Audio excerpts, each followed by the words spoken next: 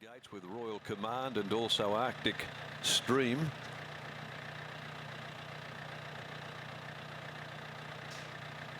And they look right.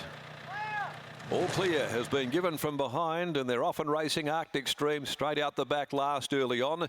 Harry Thomas the first to break. Boom and Bust will pull it on for the lead though, and they're going to run, I would suggest, here through the first couple of hundred as the roughie takes over.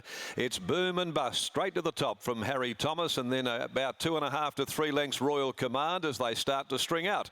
On the rails behind those, Magic Las Vegas, Superior Smile camped on its outside, and Arctic Stream out the back 1.5 lengths away last of all, going over towards the back of the course.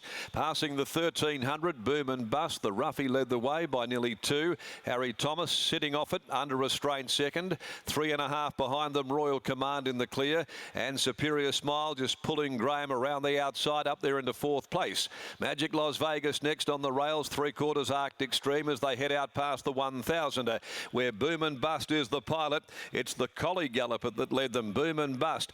950 left to go by 1.5 lengths. Harry Thomas up on the Chewy running second. Superior Smile around them, pulled its way forward there for Graham, and it had the neck arched on the outside of Royal Command. They'd backed off the speed. Over on the inside, Magic Las Vegas joined now by Arctic Stream, who's going to follow Superior Smile home. It's a compact lot going along by the 550, where Boom and Bust is now being tested by Harry Thomas, who draws a 1/2 length on it coming around the bend. Superior Smile shaken up by Graham as Royal Command looks to get off the heels around the back of Boom and Bust. Arctic Stream and Magic Las Vegas now last. Harry Thomas in front going past the 250.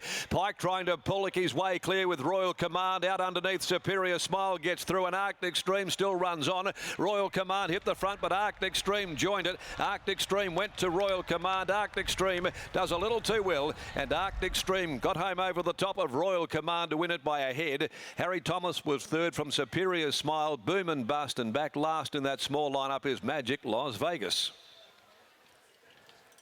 Number 3 is the winner, Arctic Stream, written by Paul Harvey. Very, very sharp looking son of High Chaparral, and from the back he was able to get up onto the hindquarters of Superior Smile and get dragged into the race as Pike started to push his way clear on Royal Command, getting Superior Smile out of the road, but Arctic Stream has gone back to back, 16 into an 18, and finishing too well by High Chaparral from Royal Devotion, trained by Ross Price in our southwest, ridden by Paul Harvey. Finished up winning by about a long neck at the finish there, raced by Frank and Josie Fiore, and its 5th win in 22 runs. Second placing, Royal Command by Street Sense out of Stormy Nova, William Pike and Adam Durant, and third placing goes the way of number 2, Harry Thomas, by Scandal Keeper from Orangi Springs, Ross Price, Jared Noski. So Ross has certainly done very well there, first and third there with his runners in 1:52.13, and it's a long neck the margin by 2 1/4, 35.39 that last 600 metres. So a case of handsome is as handsome does with Arctic Stream from the back in a race where they ran strong early. They backed off mid-race and then sprinted from the bend, but he was too good and he's in the zone. The 4th is the Stephen Rakic birthday handicap, 1,000 metres. 7 Guns of Navarone is the scratching.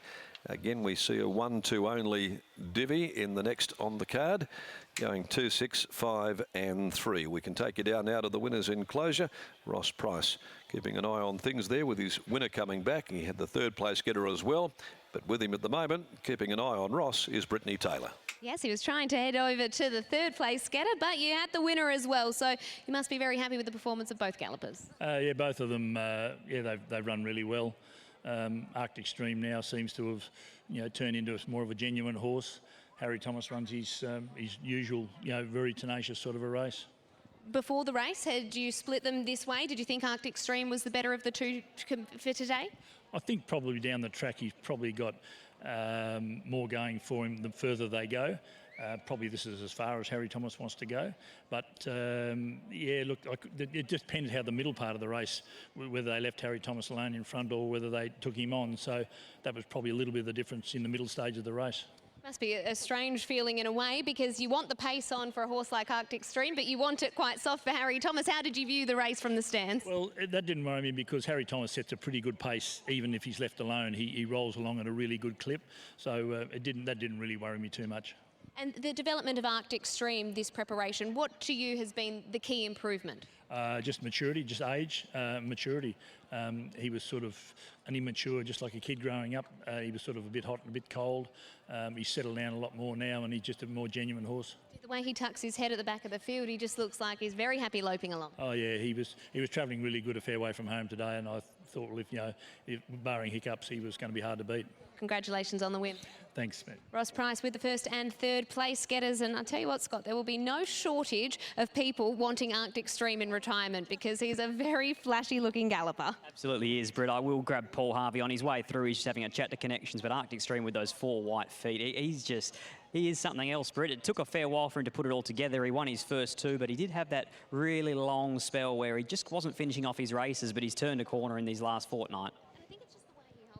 As well out the back. He has his head tucked and is happy to sit out the back and let it all unfold in front of him. And what we saw last time was a really solid 200 metres home, and today again he showed that turn of foot. So great to see him get the victory here today. Thanks, Britt. I'll grab Paul Harvey. He's still having a chat with part owner, Mr. Fiore, but he looks as though he's about to head our way. We'll grab Paul on his way through. Paul looked as though he was travelling well in himself at the back of the field. Really happy back there? Yeah, he got his leg up in the barriers, his hind leg, and had to sort of get that sorted out. And then he had his head halfway down when the gates opened, and he was a tad slow out. But as it worked out, he was probably always going to be back anyway.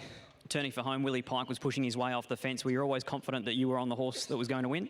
He probably hit a little bit of a flat spot from the 400 to the 300. Once he balanced up, he sort of rolled through the line nice. Congratulations. Well done, Paul. Cheers.